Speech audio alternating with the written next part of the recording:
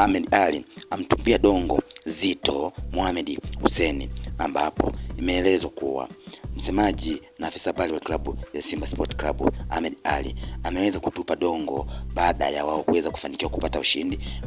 dhidi ya TRA, ambapo kwa mjibu wa ujumbe ambao alikuwa amechapisha kwenye mtandao wa Instagram, Ahmed Ally aliweza kuandika maneno ambayo yalihisiwa moja kwa moja yanamlenga Mohamed Hussein, unaweza kusema kapteni mstaafu wa Simba Sport Club, ambaye aliamua kutoka kunako klabu ya Simba Sport Club na kwenda kuhamia kunako klabu ya Yanga. Hii ni baada ya wawe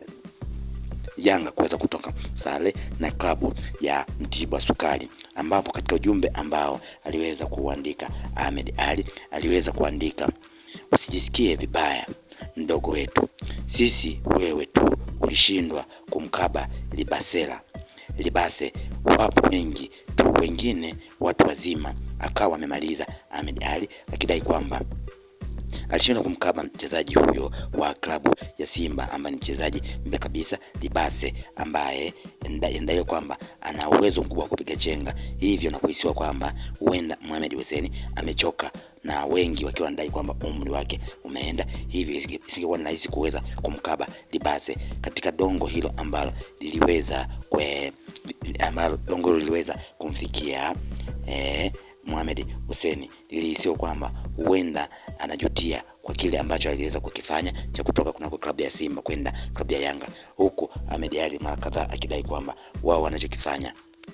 mchezaji wao akichoka, basi kuna timu ambayo inaweza yenyewe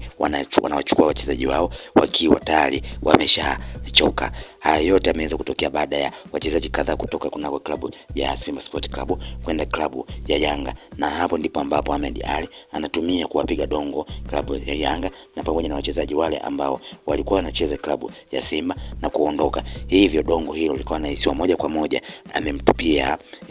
Mohamed Hussein, au unaweza kusema kapteni wa zamani. Haya yote yameweza kutokea kutokana na vile ambavyo wengi hawakufurahishwa na kile ambacho aliweza kuamua Mohamed Hussein, kwa kuwa aliweza kutumikia kunako klabu ya Simba Sport Club kwa takriban miaka 11, lakini baadaye akaamua kuondoka, kitendo ambacho wengi walidai kwamba ilikuwa sio sahihi. Aidha angeamua kustaafu au kwenda timu nyingine tofauti na klabu ya Yanga ambao ni mahasimu wa karibu kabisa na klabu ya Simba Sport Club kutokea Tanzania.